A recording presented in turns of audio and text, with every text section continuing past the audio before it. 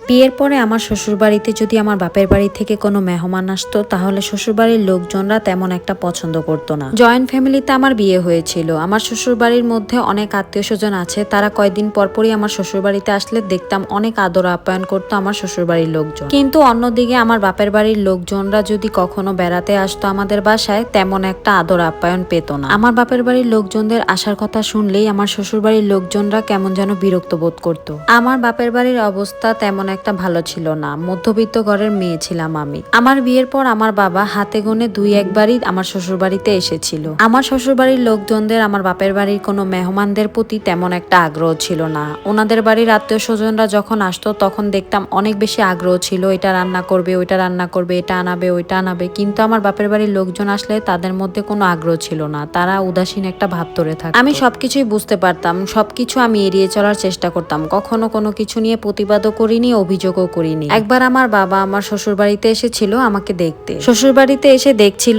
আমি একা একা রান্না বান্না করছি, সবকিছু একা হাতেই যতটুকু পারছি করছি। যে মেয়ে আমি বাপের বাড়িতে কোনো কাজ করিনি, সেই মেয়ে আমি সবকিছু একা হাতে করছি। এটা দেখে আমার বাবা অনেক কষ্ট পাচ্ছিল। আমার বাবা ঠিকই মনে মনে বুঝতে পেরেছিল তাকে আসা নিয়ে আমার শ্বশুরবাড়ির লোকজনদের কারো কোনো আগ্রহ নেই, কোনো আদর আপ্যায়ন করার যে একটা ব্যাপার আছে শ্বশুরবাড়ির লোকজনদের, সেটা তাদের ভিতরেই ছিল না। এরপর থেকে আমার বাবাকে আমি যদি কখনো কল দিয়ে বলতাম বাবা এসে দেখে যেও আমাকে, বাবা আসতো না, সবসময় এড়িয়ে চলার চেষ্টা করতো। আমার বাবার আর্থিক অবস্থা তেমন একটা ভালো না হলেও মেয়ের বাড়িতে যখন বেড়াতে এসেছিল সে অনেক ফল টল মিষ্টি টিষ্টি নিয়ে এসেছিল, কিন্তু আমার শ্বশুরবাড়ির লোকজনদের সেটা পছন্দ হয়নি। আমি দেখেই বুঝতে পেরেছিলাম তারা কেমন যেন করছিল, প্রকাশ করছিল না, কিন্তু একটা খোঁচা মেরে কথা ঠিকই বলেছিল। মেয়ের বাড়িতে এসেছে, এত অল্প জিনিসে আসলে হয়? মেয়ের বাড়িতে আসলে আরো হাত ভরে জিনিসপত্র নিয়ে আসতে হয়।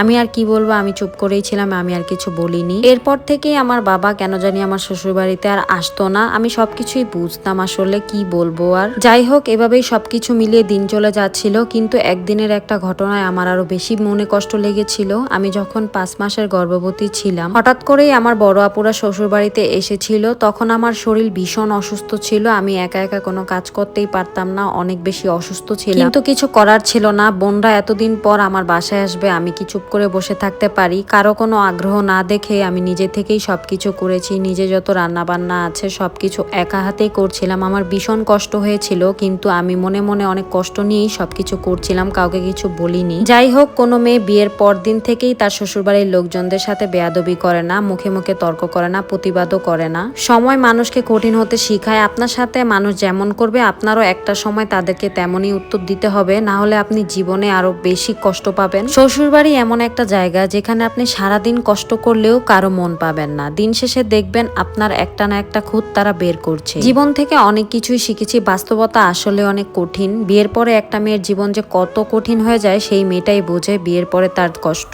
হাজবেন্ডকে প্রতিদিনই বলি যে এটা ওইটা লাগবে, সে খুব বিরক্ত বোধ করে। আমার সংসারের জিনিসপত্র কিনতে গেলে তার নাকি ভালো লাগে না, তাই আজকে রাগ করে নিজে গিয়ে অনেক কিছু টুকটাক কিনে নিয়ে এসেছি। আসলে বাইরে একটু কাজও ছিল আমার, সেই কাজ সেরে আমি বাইরে গিয়ে সংসারের কিছু টুকটাক জিনিস কিনে নিয়ে এসেছি। মেয়েরা যদি কারো উপরে ডিপেন্ড করে তখন সেই মানুষটা না তাকে আর তেমন একটা দাম দেয় না, তাই মেয়েদের উচিত নিজের কাজ নিজেই করা, কারো উপরে ডিপেন্ড না হওয়া। যদি সুযোগ থাকে নিজের জন্য কিছু করার, তাহলে অবশ্যই কষ্ট হলেও নিজের জন্য কিছু একটা করার অনেক বেশি দরকার। যাই হোক, এই বক্সগুলো আমি একটা সেট করে কিনে এসেছি। একটা সেটে 3টা বক্স থাকে, 3টা সাইজের। এই 3টা বক্স আমি 250 টাকা দিয়ে কিনেছি। আপনাদের ভাইয়া এই বক্সগুলো দেখে বলেছে দাম নাকি আমার থেকে বেশি নিয়েছে। আপনারা যারা কেনাকাটা করেন তারা অবশ্যই আমাকে একটু কমেন্ট করে জানাবেন তো আমি বক্সগুলো কি বেশি দাম দিয়ে কিনে এনেছি নাকি। আমি যখন একা একা মার্কেট করে জিনিসপত্র কিনে নিয়ে আসি তখন আপনাদের ভাইয়া দেখে বলে এটার দাম কত নিয়েছে। দাম শুনে সে সব সময় একটা কথাই বলে আমার থেকে নাকি বেশি নিয়েছে। আমি এত দামাদামি করে জিনিসপত্র কিনে নিয়ে আসি, তারপরও সে বলে আমার থেকে নাকি দাম বেশি নেয়।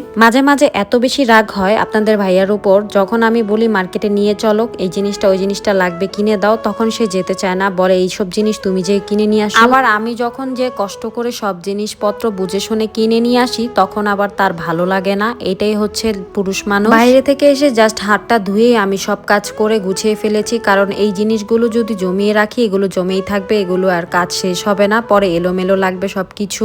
একা সংসার থাকলে আসলে এরকমই, একটা কাজ যদি নিজে থেকে না করি সেই কাজটা আর হয় না, তাই নিজের কাজ নিজে করাই ভালো। আর কাজ ফেলে রাখলেও অনেক কাজ জমে থাকে, এত কাজ জমে থাকলে পরে নিজেরই কষ্ট হয় সেই কাজগুলো করতে। তো আজকের ভিডিওটা এ পর্যন্তই রাখলাম। আশা করি আপনাদের আমার এই ভিডিওটি ভালো লেগেছে। যাদের ভালো লেগেছে অবশ্যই আমার ভিডিওতে একটা লাইক করে দিবেন আর কমেন্ট করে দিবেন। সবাই ভালো থাকবেন, সুস্থ থাকবেন এবং আমাদের জন্য দোয়া করবেন। আসসালামু আলাইকুম, আল্লাহ হাফেজ।